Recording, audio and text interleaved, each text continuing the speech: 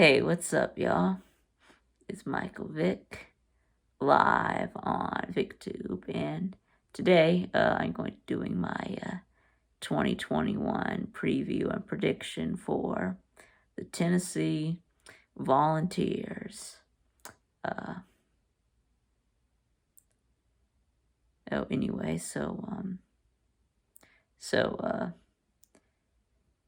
they're coming off of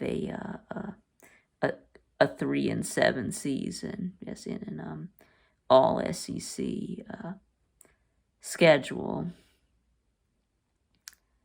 So anyway, and then at the end of last season, they fired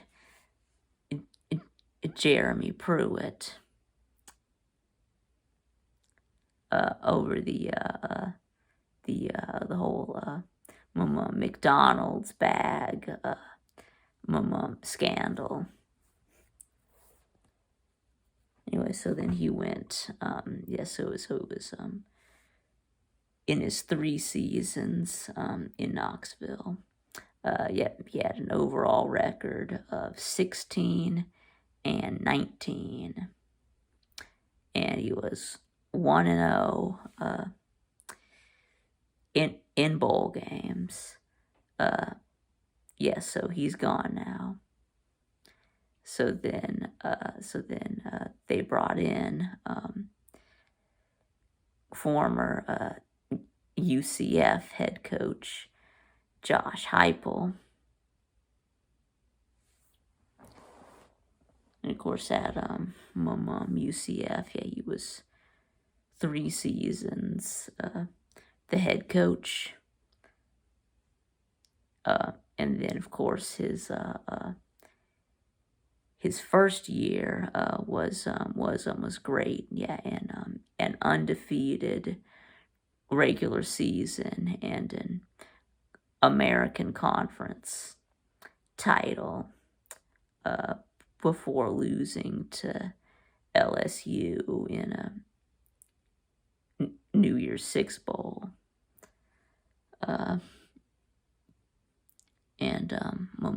Overall, he had a record of 28-8 and 1-2 in bowl games. So anyway, so we'll see how it goes within Josh Heupel's first year. And anyway,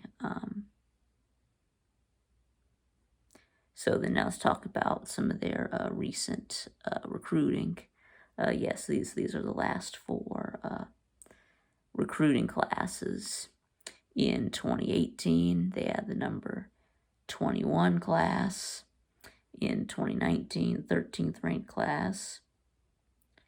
In 2020, the 10th ranked recruiting class, and 2021, the 22nd ranked recruiting class. So that comes out to an average over the last 4 recruiting cycles of 16.5. So the recruiting hasn't been terrible.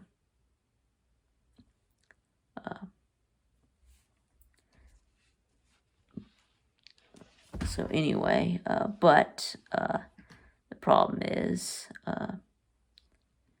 that they did lose a bunch of players to the transfer portal.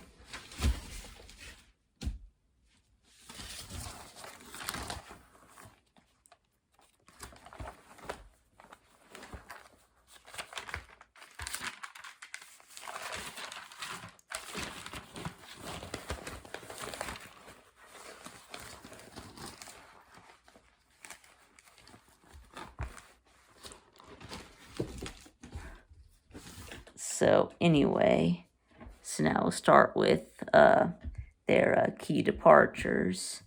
Like I already mentioned, the transfer portal. Yep, they lost almost half the team to the transfer portal. Yep, they had 37 players transfer out.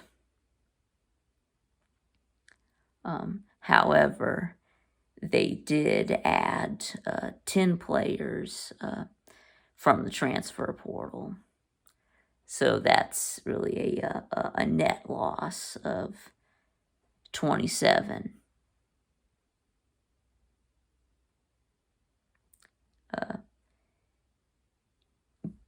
So they lost a lot of talent.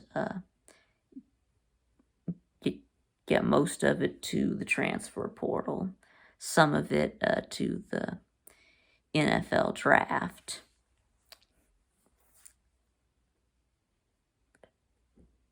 So anyways, this will start with the quarterback, Jarrett Garantano. Now, this could be addition by subtraction. So he was 103 of 166. That's 62%. 1,112 yards. 6.7 yards per attempt. 6 touchdowns. And 4 interceptions. Oh, yeah. And then running back, Eric Gray, the team's leading rusher. He had 157 carries for 772 yards, 4.9 yards per carry, and 4 touchdowns. And then receiving stats, he had 30 receptions for 254 yards, 8.5 yards per reception, and 2 touchdowns. And running back, Ty Chandler, 100 carries for 456 yards, 4.6 yards per carry, and 4 touchdowns. 16 receptions for 111 yards, 6.9 yards per catch. And then wide receiver, Josh Palmer, 33 catches for 475 yards, 14.4 yards per catch, and 4 touchdowns. Wide receiver, Brandon Johnson, 19 receptions, 231 yards, 12.2 yards per reception. And you lost 3 starters on the offensive line. Center, Brandon Kennedy. Offensive tackle, Wanya Morris. And offensive guard, Trey Smith. And then kicker, Brent Samaglia, 19 of 20 on extra points.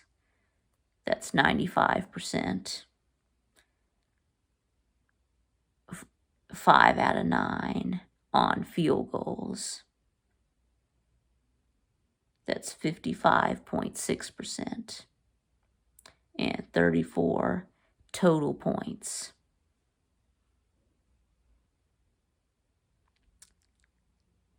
And then inside linebacker, Henry To'o at 76 tackles, 47 solo, 1 sack, 2 pass deflections, 1 interception, and 1 touchdown. So a pick 6. Then inside linebacker, Quavarius Crouch, 57 tackles, 30 of them solo, 1 pass deflection, and 2 forced fumbles. Cornerback Bryce Thompson, 36 tackles, 27 solo, 2 pass deflections, 2 interceptions. And one of them was a pick six, 1 forced fumble, and 1 fumble recovery. Outside linebacker / defensive end, DeAndre Johnson, 28 tackles, 17 solo, 4.5 sacks, 2 forced fumbles.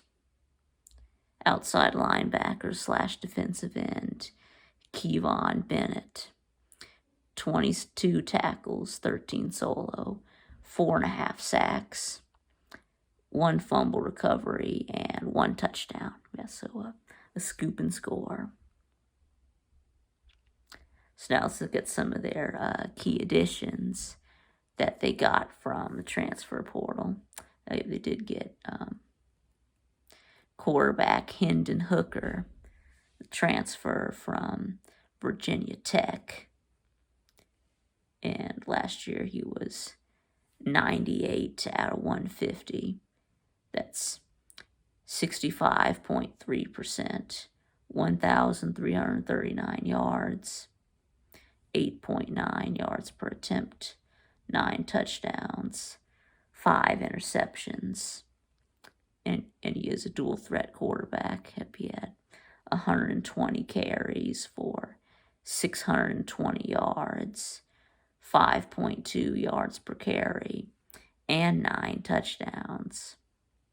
And kicker Chase McGrath, the USC transfer.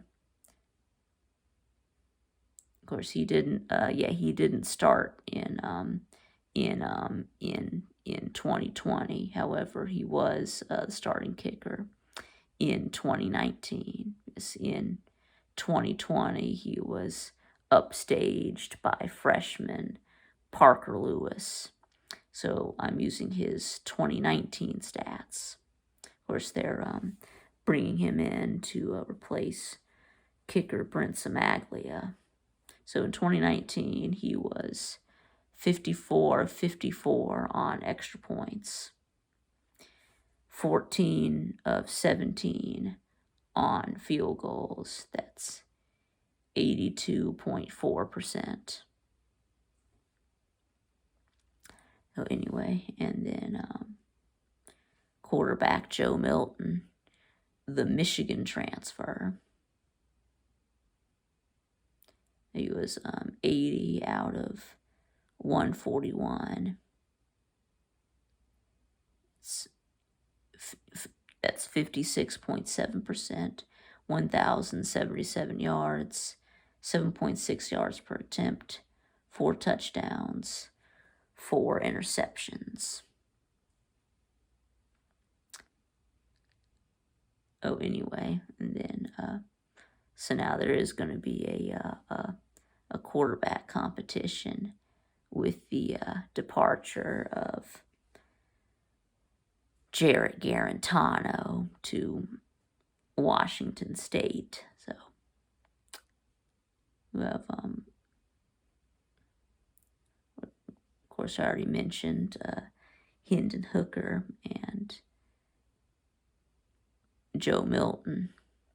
We also have Harrison Bailey. And then last year he was 48 out of 68. That's 70.6%. 578 yards, 8.5 yards per attempt, 4 touchdowns, 2 interceptions. And then quarterback Brian Maurer. In 2020, he was 2 of 6. That's 33.3%. 9 yards, 1.5 yards per attempt. And then I also included his 2019 stats. 35 of 75. That's 46.7%. 541 yards, 7.2 yards per attempt, 2 touchdowns, 5 interceptions. So now, as for who will win the starting job, of course, I'm going to eliminate Joe Milton because he missed the spring. Yeah, he's a summer enrollee, so that already puts him way behind. And then I'm going to eliminate Brian Maurer because he's just not any good. So it's really between Harrison Bailey and Hendon Hooker as for who will start week 1 against Bowling Green. And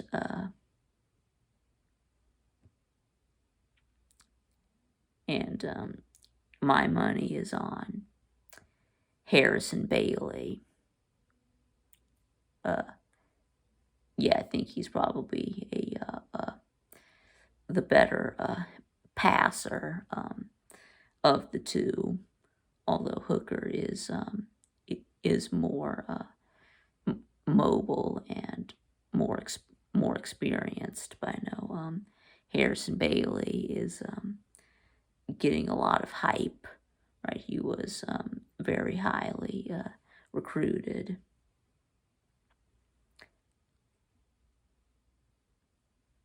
So yeah, and he had the best spring game out of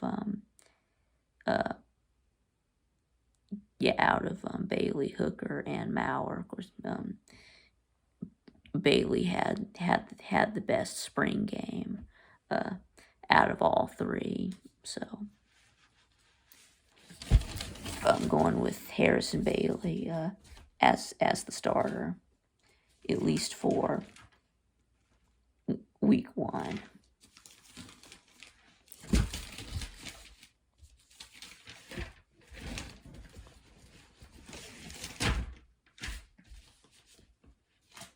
So anyway, so now impact players for the Volunteers.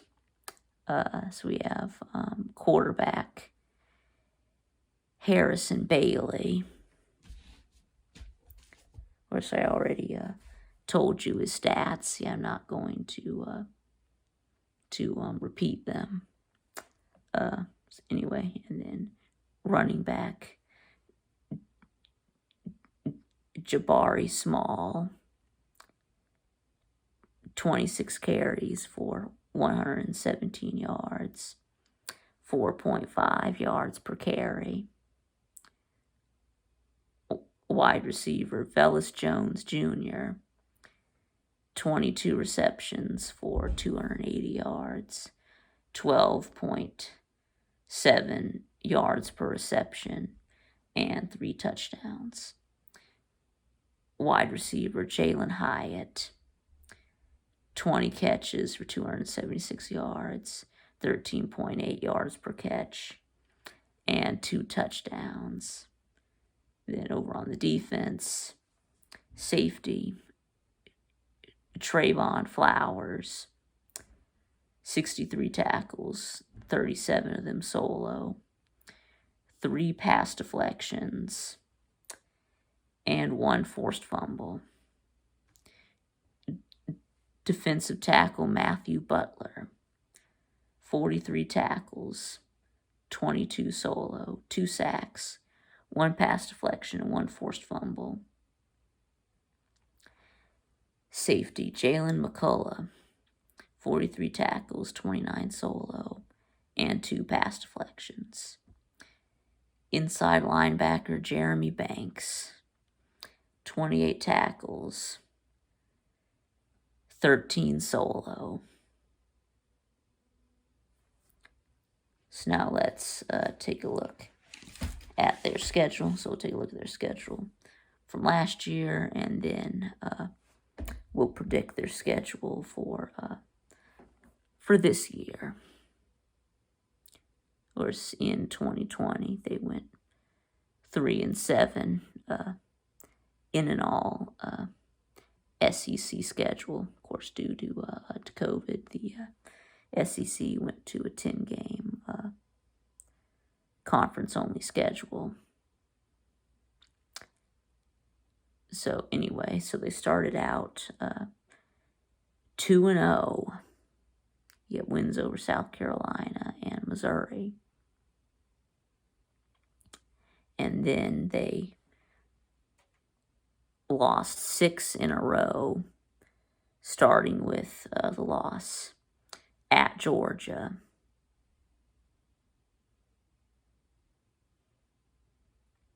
And then they finally broke that 6-game losing streak with a win over Vanderbilt. And then ending the season with a blowout loss to Texas A&M.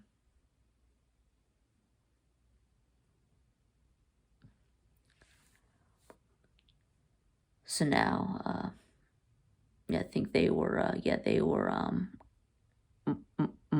ranked in the AP top 25 at one point, after their wins over South Carolina and Missouri.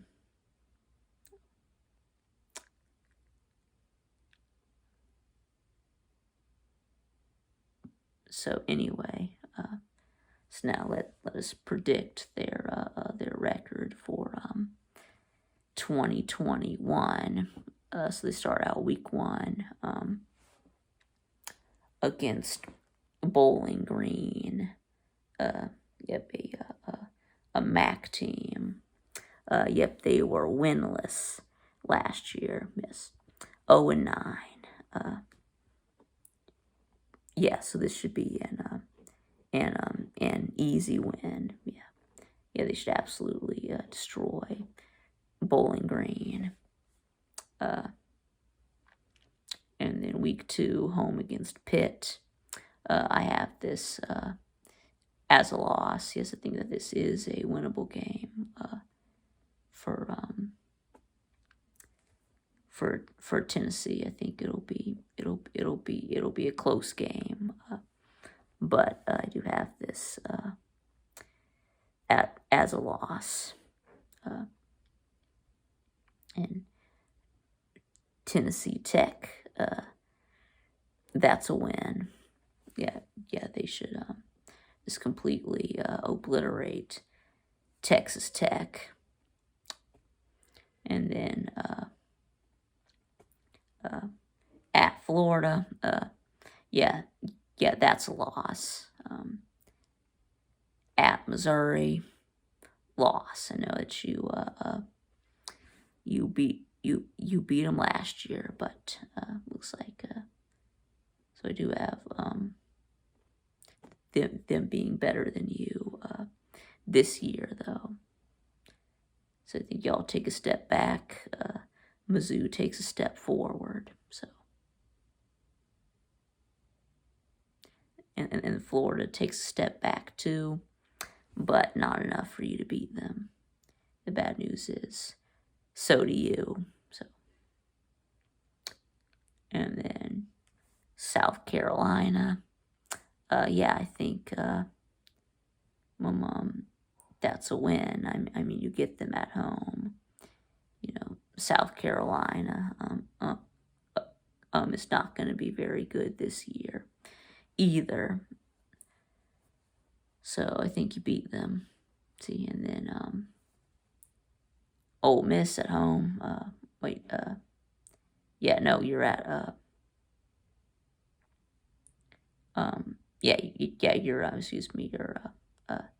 you're home against Ole Miss.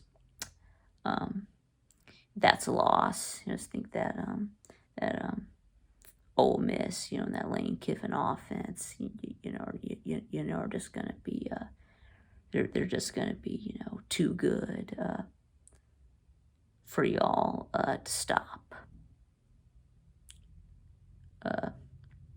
Yep, same thing with Alabama. Yeah, I think those are two big losses. And then you get your bye week before you play at Kentucky, and I have this as a loss. Oh, I mean, Kentucky just absolutely, they just absolutely annihilated y'all last year. So yes, Kentucky is just a better program right now than Tennessee. I know that that historically y'all have the edge, but I don't think that's really relevant to this year. So, and then home against Georgia. Yep, another giant L. You're just really outmatched in this one. And then home against South Alabama. Yep, that should be a win. And then home, and then also you home against Vandy, and that's a win. Yeah, Vandy is going to be absolutely terrible this year. Of course, they couldn't even win a game in the SEC last year. So there you go. So I have Tennessee going 5-7 in 2021, and unfortunately missing out on a bowl game.